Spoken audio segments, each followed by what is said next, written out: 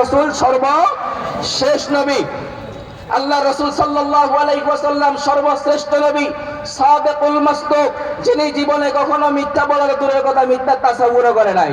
পৃথিবীতে যত মানুষ আসছে এবং সামনে আসবে, এর চাইতে হুসনের দিক দিয়া, চেহারার দিক দিয়া, চরিত্রের দিক দিয়া, বৈশিষ্ট্যের দিক দিয়া সবচাইতে উত্তম আখলাকওয়ালা, উত্তম চরিত্রওয়ালা, উত্তম চেহারাওয়ালা মানুষ যিনি, তিনি আমার নবী মুহাম্মদুর রাসূলুল্লাহ সাল্লাল্লাহু আলাইহি ওয়াসাল্লাম।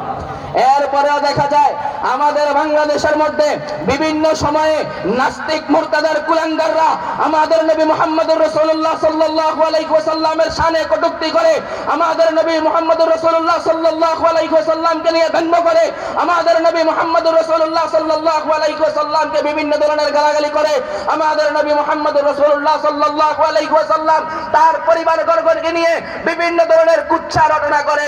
আমরা বাংলাদেশের মধ্যে কয়েকদিন পরপরই দেখি একবার একটা বাইর হয়, হুজুররা দাবরানি দেয়, দেশ থেকে বাইর হয়, কয়েকদিন পর আরেকটার আবির্ভাব হয়। এভাবে 54 বছর পর্যন্ত চলতেছে।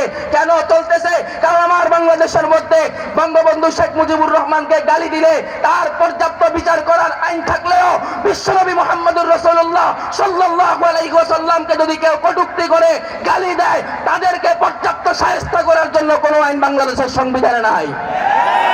কাজেই আজকের এই বাংলাদেশ মুজাহিদ কমিটি কুশাখালী ইউনিয়ন শাখার এই মঞ্চ থেকে আমি বাংলাদেশের বর্তমান সরকার, অন্তর্বর্তীকালীন সরকারকে বলবো, আপনারা 5 আগস্ট পরবর্তী সময়ে দেশ সংস্কারের দায়িত্ব নিয়েছেন। নানা বিষয় আপনারা সংস্কার করতেছেন, বিভিন্ন জিনিসের আইন পরিবর্তন করতেছেন, সংবিধান নতুন করে সাজাচ্ছেন, আইন নতুন করে সাজাচ্ছেন। আপনারা অনতিবিলম্বে বাংলাদেশের সংবিধানে এমন একটা আইন আপনাদেরকে করতে হবে যে আমার এই বাংলাদেশের মধ্যে মুহাম্মদুর রাসূলুল্লাহ সাল্লাল্লাহু আলাইহি ওয়াসাল্লামকে নিয়ে যেই কোন ধরনের কটূক্তি করবে, রাসূলের আহলে বায়াতকে নিয়ে যারা কোন ধরনের কটূক্তি করবে, গালাগালি করবে, ইসলামকে নিয়ে, কোরআনকে নিয়ে যারা অবমাননা করবে, বাংলাদেশের সংবিধানে তাদের সর্বোচ্চ শাস্তি মৃত্যুদণ্ডের আইন চাই। রাজি আছেননি আপনারা সবাই? রাজি আছেননি আপনারা সবাই? 2 নম্বর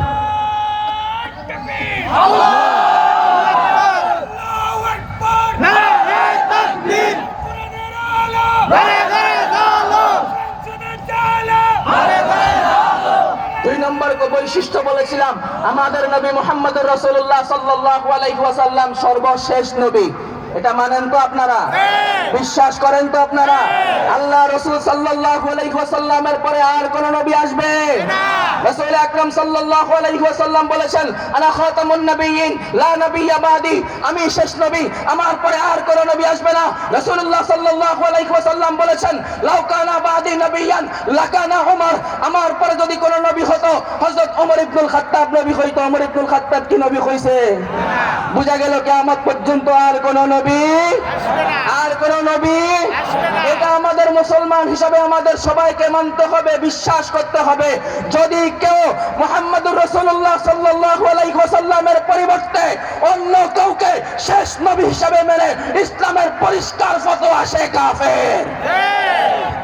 আমার বাংলাদেশ সহ ভারত উপমহাদেশের মধ্যে একটা সম্প্রদায় আছে যারা নিজেদেরকে আহমদিয়া মুসলিম জামাত বলে পরিচয় দেয়। তাদের আকীদা মুহাম্মদুর রাসূলুল্লাহ সাল্লাল্লাহু আলাইহি ওয়াসাল্লাম আখেরি নবী নয়, শেষ নবী নয়। তো কে শেষ নবী?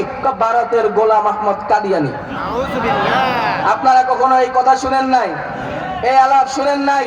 বাংলাদেশের স্বাধীনতা পরবর্তী 54 বছরের ইতিহাসের মধ্যে এদেশের সমস্ত উলামায়ে কেরাম যখন যেই সরকার ক্ষমতায় ছিল সেই সরকারের কাছে দাবি উত্থাপন করেছে, এই যে সমস্ত কাদিয়ানী ভণ্ডরা, মিথ্যা নবুয়তের দাবিদার গোলাম আহমদ কাদিয়ানীকে যারা নবী হিসাবে মানে, বাংলাদেশের সংবিধানের মধ্যে যাতে তাদেরকে রাষ্ট্রীয়ভাবে অমুসলিম ঘোষণা করা হয়।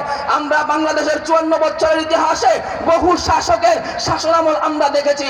আজ পর্যন্ত কোন শাসক বাংলাদেশের এই রাষ্ট্রীয়ভাবে কাদিয়ানীদেরকে অমুসলিম ঘোষণা করে নাই। আজকের এই বাংলাদেশ মুজাহিদ কমিটি কুশাখালী ইউনিয়ন শাখার এই মঞ্চ থেকে আমার প্রত্যেকটা রাজনৈতিক দলের কাছে উদাত্ত আহ্বান থাকবে, আগামী কয়েকদিন পরে বাংলাদেশের জাতীয় সংসদ নির্বাচন। আপনারা যারা ক্ষমতায় যাবেন অথবা যাওয়া দিতে চাচ্ছেন, আপনারা জাতির সামনে কমিটমেন্ট করেন আগামীতে যদি আপনারা ক্ষমতায় যান তাহলে আপনাদের সর্বপ্রথম কাজ হবে যারা আমার নবী সাল্লাল্লাহু আলাইহি ওয়াসাল্লামকে আখেরি নবী না মেনে অন্য কাউকে শেষ নবী হিসেবে স্বীকার করে মেনে সাধারণ মুসলমানদের ঈমানকে হরণ করছে, সেই কাদিয়ানী সম্প্রদায়কে রাষ্ট্রীয়ভাবে অমুসলিম ঘোষণা করতে হবে। নারে তাকবীর! নবীর পরে নবী নেই, নবীর পরে নবী নেই, সংসদে আইন চাই। নবীর পরে নবী নেই, সংসদে আইন চাই। কাফের কাফের কাদিয়ানি কাফের, কাফের কাফের, কাদিয়ানি কাফের। নবীর পরে নবী নেই, সংসদে আইন চাই। নারে তাকবীর! আমার বাংলাদেশের শাইখুল হাদিস আল্লামা আজিজুল হক রহমাতুল্লাহি আলাইহি সারা জীবন কাদিয়ানীদেরকে অমুসলিম ঘোষণার দাবিতে আন্দোলন করেছে, কিন্তু এই ঘোষণা দেখে যায় নাই। আল্লামা মুফতি ফজলুল হক আমিনী রহমাতুল্লাহি আলাইহি সারা জিন্দেগি কাদিয়ানী বিরোধী সংগ্রাম করেছে, কিন্তু এই দাবি মানতে দেখে যায় নাই। আমার সৈয়দ ফজলুল করিম রহমাতুল্লাহি আলাইহি সারা জীবন কাদিয়ানীদের বিরুদ্ধে সংগ্রাম করেছে, কিন্তু এই দাবি বাস্তবায়ন হইতে দেখে নাই। শেখুল ইসলাম আল্লামা শাহ আহমদ শফি রহমাতুল্লাহি আলাইহি